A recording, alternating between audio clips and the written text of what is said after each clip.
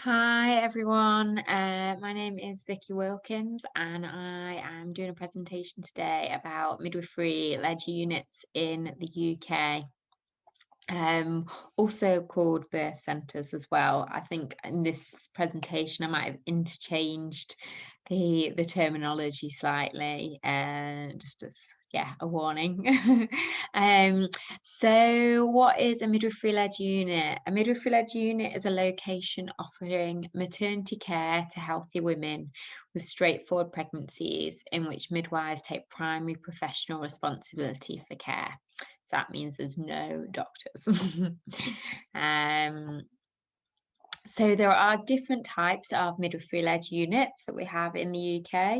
We have alongside midwifery-led units, and these are normally like joined to a maternity unit where there are doctors available and treatment available by medical services for both obstetric, neonatal and anaesthetic care.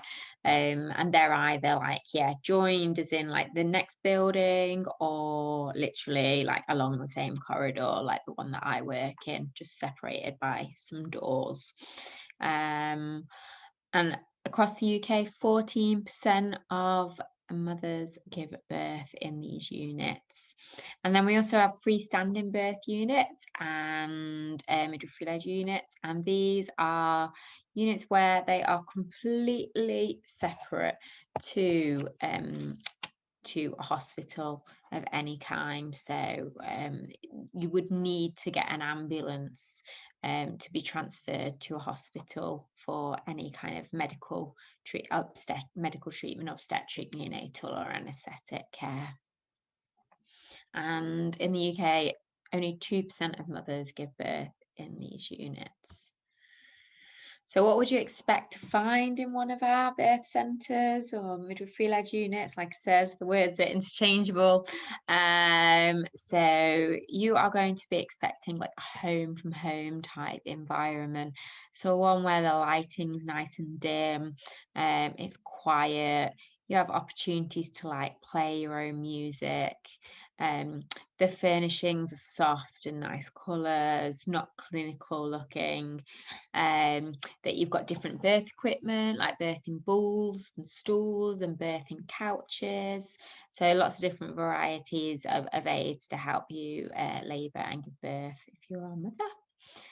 The bed tends to not be the focus of the room like you would expect in like a normal kind of hospital room. So they tend to either not have a bed at all, or the bed will be pushed right to the side. Then you might have other services like aromatherapy and complementary services such as reflexology, depending on the training of the midwives in the unit. Almost always you've got pools, maybe not in every room, but in a few of the rooms you'll have pools for water births and for women to labour in those. So obviously like the access to like analgesia is less than if you were in like a maternity hospital.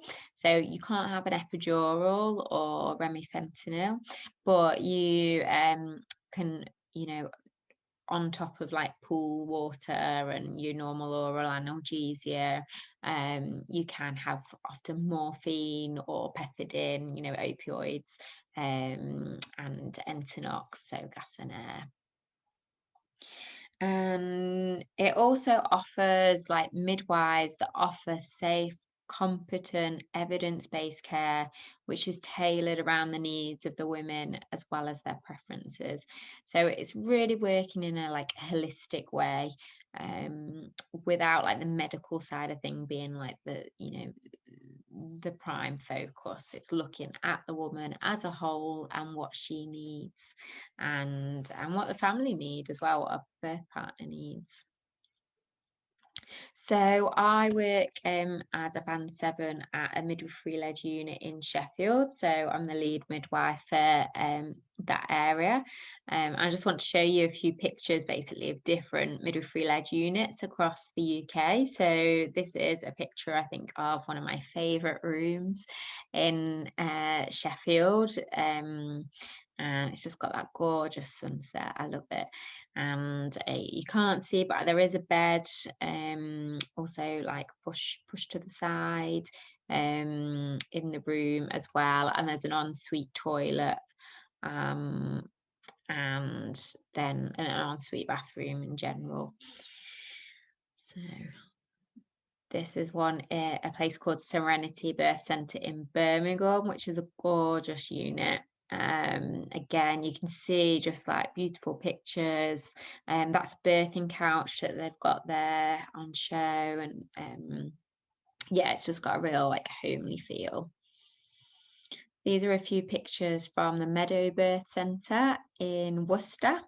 You can see different varieties of pools and the different lighting options, and they've even got like a pull down bed, which is great. So that's for like after after a woman's given birth, and her and a partner might just want to curl up and have a little sleep, and they've got that option together, which is really lovely. And those beds then like push like back up, so they're not the main focus of the room, they are out of the way. Another one there, Lewisham Birth Centre, that's down in London. So why would women want to give birth in a midwifery-led unit? So there's lots of different reasons. So we know that it improves overall outcomes for mothers and babies with no associated risk for the neonate. So they increase the normal birth rate, they reduce interventions in labour, such as having your waters broken. They reduce the cesarean section rate, they reduce the rate of episiotomy, and all of these things are down to the fact that the midwife is the main caregiver. She or he are trained in the normal physiological birth, so they are not planning to intervene with these labours unless they are necessary, which is the difference that you have between a midwife and a doctor, where the doctors may intervene earlier than a midwife may. Obviously down to the different training and experiences, but this is why you kind of get these reduced rates, but like I said, at no increased risk to the neonate. It also then reduces the short and long-term costs for the National Health Service. So the National Health Service is the UK's health service. It is a public service. I don't know what you are aware of it and what you're not, but basically people that work in the UK, they pay taxes from their wages, and part of those taxes just automatically go to funding the NHS. So that's how it works, and everybody can use the NHS. It is for everybody, no matter whether you've paid those taxes or not. Okay, so if you are somebody that's doesn't work for whatever reason, you will still get that care. And so so it reduces these costs because of the fact that we've got these reduced interventions, and also you're not paying doctors' fees, etc. So there's lots of different reasons that might be. Overall, the birth experience for women and families tends to be positive. They're in a positive environment where they feel informed and in control, and so we get that. And then there's also increased job satisfaction for midwives. Midwives are getting to practice what they have learned throughout their their training, and they are there to be with women, and they are supporting women in this environment, which does create a really good job satisfaction. Often there's really good teamwork as well, so they tend to be quite small units, so you might only have a few staff together. Often we've got support workers, maternity support workers, that will be there to support the midwives as well, and you normally have quite tight-knit team. Not always, but you know, this is the like ideal. So to work in a midwifery-led unit, it is important that midwives do have like the skills. So I've taken this from something called the midwifery-led unit standards, which is an overall standards that has been put out to the UK for something for midwives and managers of birth centres to use as a reference point to help them develop the units and to improve the units that they're working in. So obviously really important that they have a good understanding of physiology and anatomy in relation to pregnancy, birth and postnatal period, capacity to provide respectful care, ability to deal with difficult interpersonal situations, good communication and supportive techniques, understanding and application of evidence-based practice. Understanding of how to use the evidence and guidelines as guides, so not as rules for the individual woman. So in this country, we certainly have like women that want to work outside of the guidelines. For example, we may have women that have had a previous cesarean want to give birth on a midwifery-led unit, and an assessment will have been done with these women. An individualized plan of care will have been put in place, and we can support women outside of these guidelines to give birth on the midwifery-led unit, whereas normally the women on the whole would be women that are having like straightforward pregnancies, are low risk for any medical complications, and these are the women that are giving birth on the midwifery-led units. Where there are women that are higher risk for problems to happen during their labour or pregnancy, and then they will normally give birth on at maternity hospitals. But like I said, there can just sometimes be a little bit of work outside of these guidelines. So it's important that midwives also have reflective and reflexive skills, are competent and confident in intermittent auscultation, use of water and water birth, that they feel like confident and happy with obstetric emergencies in the midwifery-led unit. So obviously, you haven't got doctors there, so how you may respond to that emergency, might be slightly different to how it's done on the maternity unit, or you need to be using different skills, including like escalation and transfer.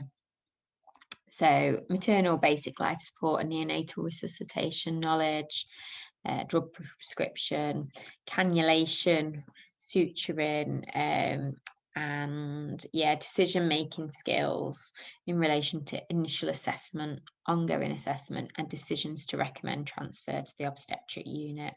So there's quite a lot to it, that might be different to if you worked as a midwife in a maternity hospital. Obviously, there'll be some crossover, but there might be extra skills that you might need to know. So I work in a midwifery-led unit and I absolutely love it. For me, I do get like a lot of satisfaction from it. But there are challenges in the UK. It is not perfect. So for example, right now, we've had our staffing has been reduced through staff sickness, through changes to different roles, and through staff leaving. And currently we have a very, very small team on the midwifery-led unit where I work. There are 4 of us. There used to be 8, and then we did need extra members of staff on top of that rotated through our midwifery-led unit, but we did have a core of 8 midwives. We're now only down to 4. So this is obviously, you know, is a challenge.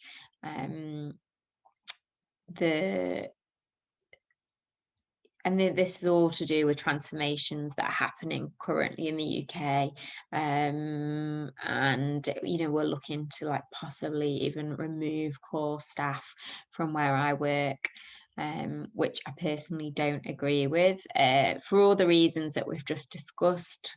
You know, there's obviously lots of different skills that are needed, and I have concerns that, you know, if you take away a core team and you just have rotation staff, that it won't, you know, the skills aren't as high. This is something that is happening across the UK at the moment as well. It is not just in Sheffield. Other challenges are that midwifery-led units are being closed down for not being used enough. Often this tends to be the freestanding midwifery-led units. They are not always supported, so they create these lovely units, and then maybe midwives in the community are not sharing the knowledge about these places enough with midwives, with women, or there's not enough publicity done on it.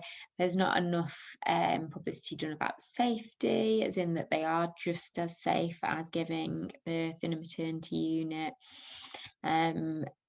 And then also the cost wise, because if you've got a small unit that's not used widely, then, and you've got staff that are being used there, but aren't really looking after women, then there's reduced,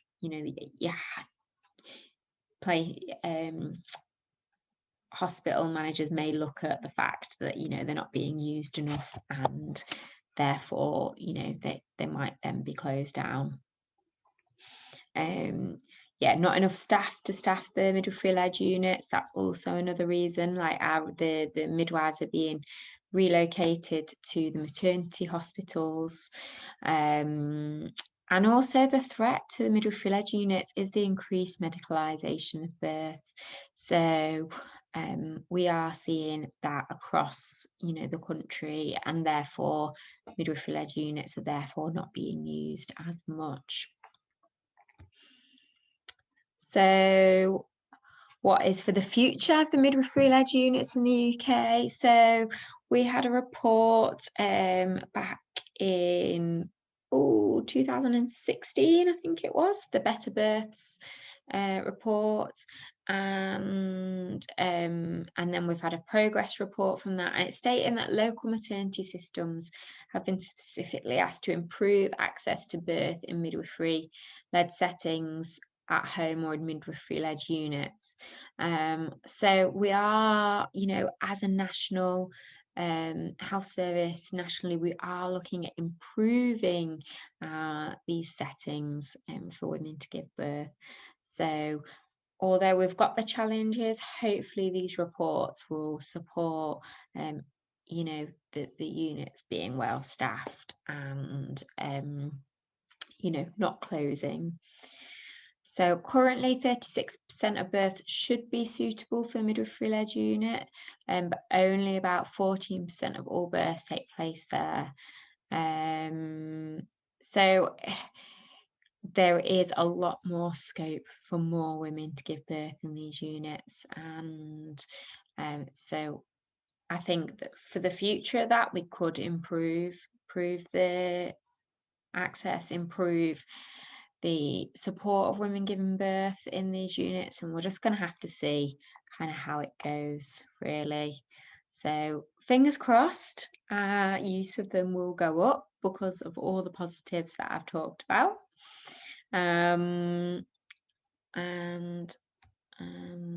So I really hope that you have enjoyed this presentation. You've learned something. Please, don't hesitate to contact me at all. I've just put my email there at the bottom, wilkinsv695@gmail.com. I've also put some the midwifery unit standards that I mentioned there as something you could read if you are wanting to set up a midwifery unit in your country, in the Czech Republic, or whoever is listening is wanting to create that, then that they provide really good guidance. And then there's a couple of other references that have got information about birth centres there as well. Yeah, please don't hesitate to ask me any questions. I hope you've enjoyed this, and all the best with getting some open and up and running in the Czech Republic. Thank you. And now I've got to work out to stop the video.